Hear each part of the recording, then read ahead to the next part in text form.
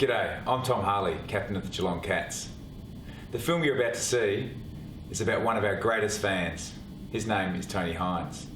Tony has motor neurone disease. It's a condition that affects the nerves that control your muscles, making it increasingly difficult and eventually impossible to walk, talk, and even to swallow. It's a nasty disease, and currently, unfortunately, it's incurable. As a Cats fan, Tony knows all about the physical and mental challenges associated with elite football. It can be tough out there at times. But where we have to rise to the challenge just once a week, Tony has to deal with these challenges every day of his life. On the football field, you have a team of 18 guys and a backup team which includes coaches, physios, runners, all sorts of people helping you work towards a common goal. In Tony's corner, he has just one, his wife Dot. But as you'll see, they too have a pretty impressive backup team. Different people deal with motor neurone disease in different ways. It's a very individual journey, but this is Tony and Dot's inspirational story.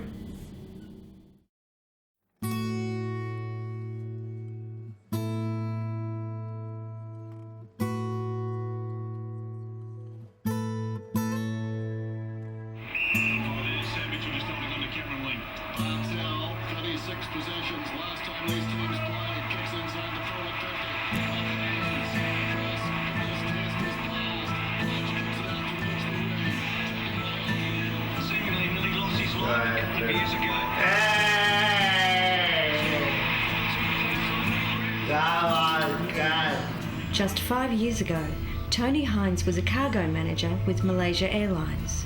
Before that, he was with Qantas for 21 years. He and Dot met at work in Melbourne and they married in April 1974.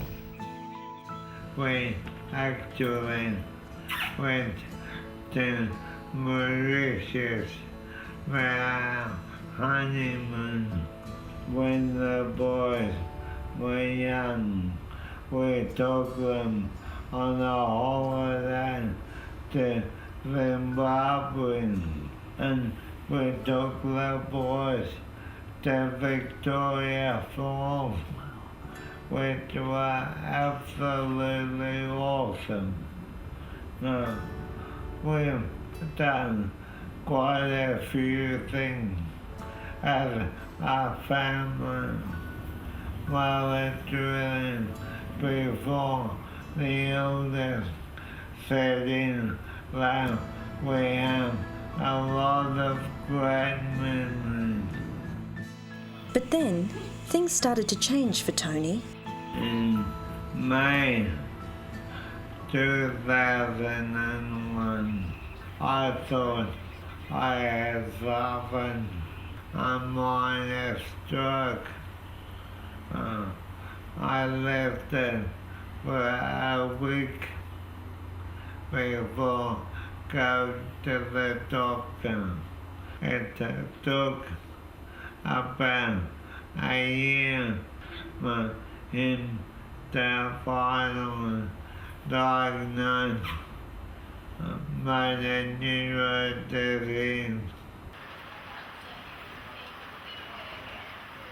Motor neurone disease is a rare disease in which people have weakness of muscles, and it only really affects muscles. There's some involvement also of cognitive dysfunction in a small proportion, but it's essentially weakness of muscles that can involve either arm muscles, leg muscles, breathing muscles, or speech and swallow muscles. The period leading up to the diagnosis was very hard because it went on for so many weeks and we just did not know. And eventually when we got the diagnosis, the initial shock was terrible because they're giving you a life sentence because it's not something that can be cured. They can make you very comfortable, but you can't be cured. It's terminal. There is a lot of patient and family anguish during the time when the diagnosis of motor neurone disease hasn't been diagnosed with certainty. Maybe about half the time you can make that diagnosis confidently from right from the start, but at least half of the time you can't. And dealing with that uncertainty involves making sure that you're following up the patient, making sure that tests are being done to try to eliminate other causes, potentially treatable causes, so that when you follow up with the patient and making sure that someone follows up with the patient, then that diagnosis can be established with some certainty. I really was shattered because I knew that was the end of the life that I had known, and I was aware that it was a progressive illness. The best advice I would give to anyone is please accept your condition. Certainly, do as I did. I felt anger, frustration. I would say to myself, why me?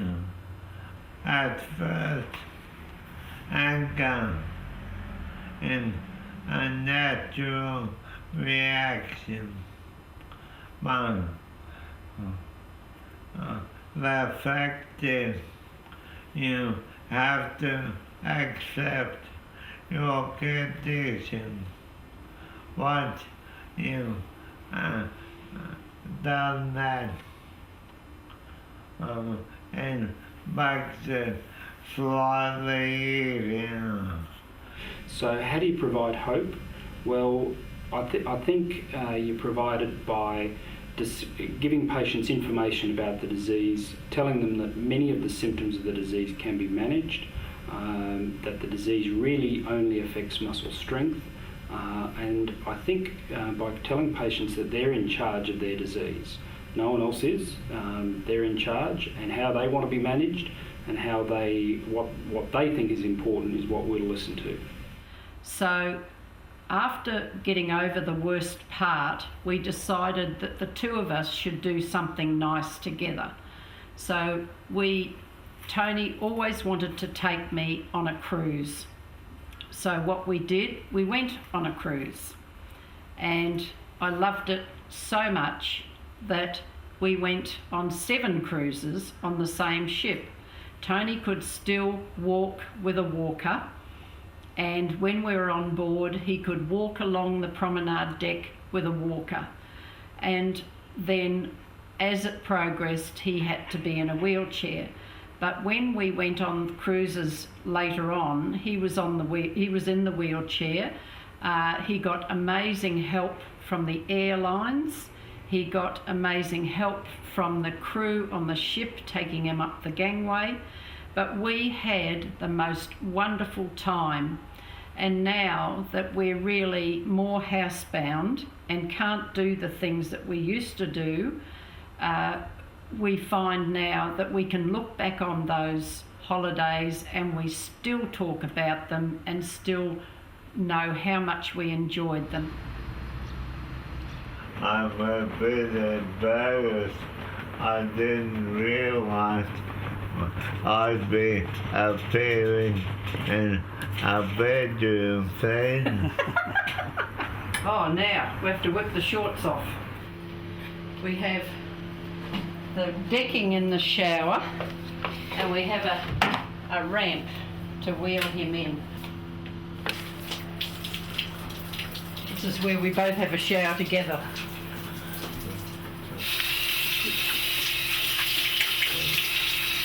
Wash that man right out of my hair. And then when I shave him, he looks a bit of a Norman Gunston. I was terrified when I first started shaving him. Oh, he was too. So was I. One thing I've noticed about you guys, you're always bantering, you've got a lovely relationship, but do you ever snap at each other? Oh, you should hear yeah. me. You should hear me when you're not here. Oh, it's very hard. Very, very trying. Tell us a bit about those moments and how you recover from them, or do you bother? Well, I always tell Tony when I'm in trouble and I'm annoyed and I'm irritable and I'm resentful. I always tell him why. Sometimes I don't think he understands, so that makes me even worse. And he'll tell me I've got a temper, and I'll sort of get very offhand with him. And I think that because of telling him how I feel, it makes it a lot better for me, and I feel that that's why I've coped for the last over 4 years looking after Tony. My particular time, Motor Neurone Disease started in my lower limbs and then progressed to my upper limbs, and then my speech, which is getting worse, and now my swallowing, my lower limbs are now useless. I can still manage to turn pages of a newspaper, but rather awkwardly. My swallowing is still fairly okay, and then I can eat both meals, providing that they are well cooked. Family carers are integral to the care and support of a person living with motor neurone disease. And they provide that ongoing support and that ongoing care. Most people with MND want to stay at home until they die. So services can be provided, but they cannot be provided 24 hours a day. So the carer is usually called upon to provide that care on a 24-hour, 7-day-a-week basis. So carers need support themselves. Dot and Tony get some of that extra support from here. Karuna at Windsor in suburban Brisbane provides free, ongoing, in-home palliative care to people with life-limiting illness. Camille Doyle is a palliative care nurse. Karuna are a wonderful hospice. They actually help me with Tony. They come in and shower him 3 days a week, which they would be able to help me more once things are difficult. I won't come in the middle of the game. Maybe Sunday. You'll be celebrating, I hope. So do I. Yeah. When Karuna first became involved, I had difficulty accepting the assistance from the nurses. I felt like I had lost my dignity. But the nurses were so good. They made me feel very comfortable. Nowadays, when we're in the shower, I should really rephrase that.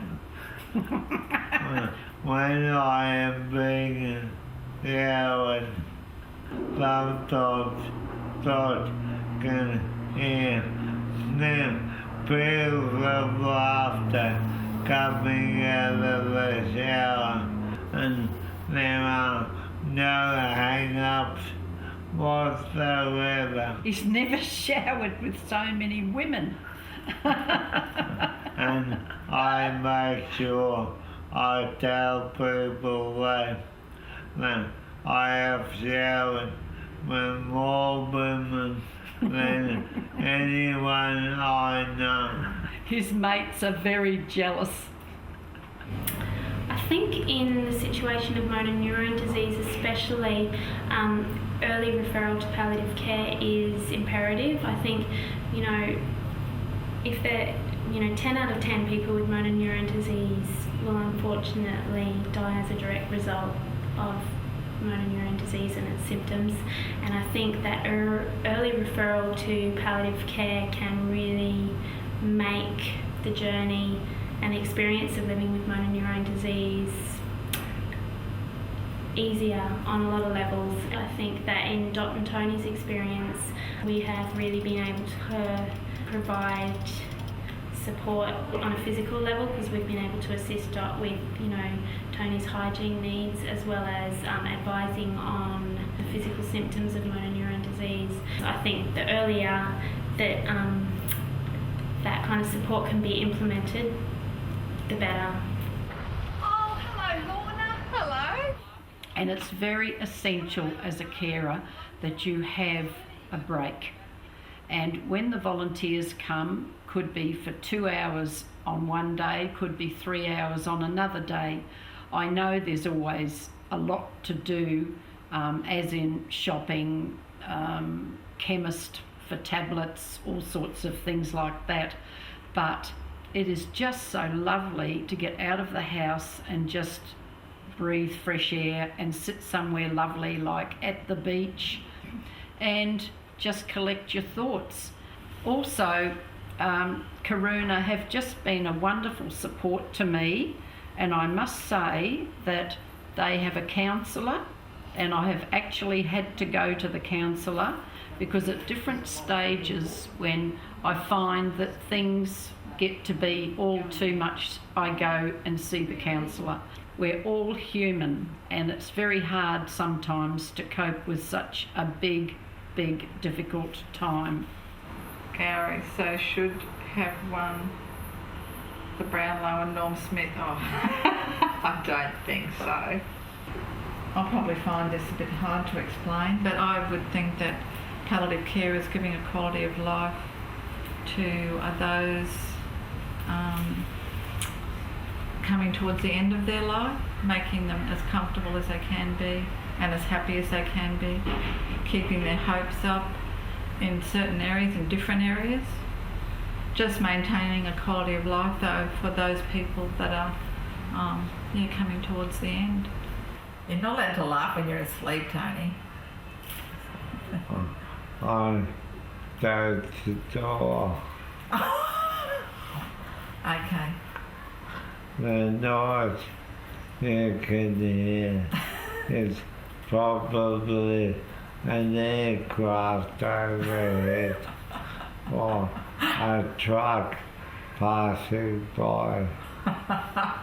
But I know it probably sounds very close. To your snoring. Yeah. You can't help but admire the man, can you? His sense of humour. Absolutely.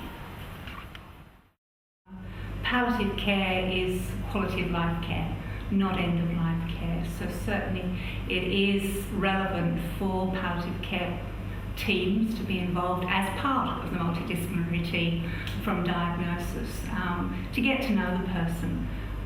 If speech is lost fairly early on in the disease, it is hard for a team to get to know that individual and for that individual to make their needs known to that member of the team so that they maintain that sense of control over their lives and over their future care. So that early intervention is very important. People with MND themselves may be resistant to palliative care being involved at that time. They may want to remain as independent as possible right at the beginning. So it is the role of the association to also inform their members about palliative care and how palliative care practitioners can be part of the team and help to ensure that that person and their family is able to receive that care based on their needs as the disease progresses. what happens is we're all together in that clinic. So we go around the table, and it's made clear who each person is. And they say, well, this is, Dr. Douglas, and she's a palliative care doctor. And this is when we have a nurse, they're there as well. And there seems to be just an acceptance of that. And what we do in that meeting is actually, as we pick up different problems, and especially particular symptoms that we might have expertise in, then it's really over to me to discuss that and how we might manage it. The MND associations have a range of information. There's information available on the MND Australia website for download, information for health professionals and GPs, and also for people with MND and their families. Because they read ahead and they look on the internet and they know, sometimes they seem to know more than we know about the condition, they already are anticipating the fact that they say will not be able to breathe, so what's going to happen. And so sometimes in the very first few consultations we'll address what happens with increasing breathlessness, how we can manage it, what are the sort of interventions we can do, so we're trying to relieve them early. With equipment, it needs to be available in a timely manner because of the progression. 1 week you may need a walking frame, and then you progress and a week later need a wheelchair. And that equipment needs to be ready so that it can be given at the right time. But for some people with MND, they are reluctant to accept that piece of equipment and struggle on longer probably than they should do, and that impacts on the carer as well. For instance, Tony still has his brain with motor neurone disease. He is having problems with his speech, but eventually he will be able to use his light writer, which our speech therapist, who has been wonderful, actually plugged in sentences for him so that he could press one button and he would be able to say what he wants. I'm thirsty, can I have a drink, please?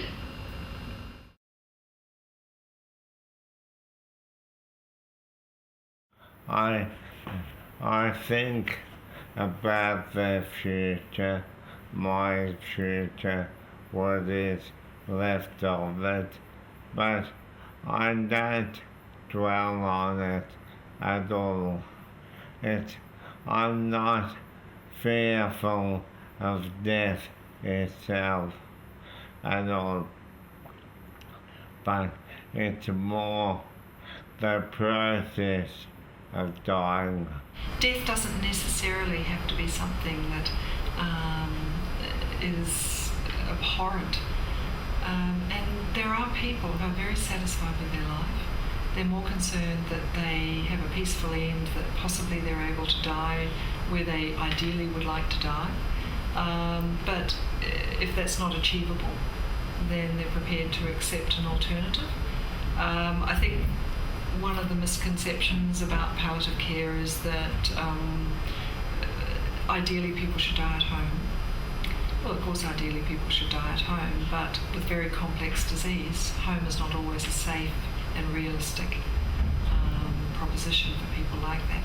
So we often talk about what is the ideal and what we should strive for, and explain, what we might be able to do and why we would offer something else if that's not possible. Well, the advice I'd give people for going through this, from the very beginning, I said to myself, right, I've got to be organised. If you're not organised in some way, you would never cope with it. And I've coped with it for 4 years, and I think the main advice I could give somebody is to make sure you organise yourself from the time you get up. I think one of the things we're trying to do for people is certainly we want them to always find hope in day-to-day things and day-to-day activities. But part of our job too is to find out how people can find a sense of completeness about their life. And it is about doing the will, it is about cleaning out the bottom drawer and all of those things, but it's also about saying goodbyes, closing doors, and reflecting back on your life and finding the value in the things that you've done. And sometimes it takes special individuals or counsellors, people who are gifted in this area, to actually find ways of helping people to look back over their life and actually say, this is extraordinary, and this is what we can do. We might record your life, we might write it down, we might provide that as a gift to your family, make people feel very much more that they can settle into that space that allows them to die.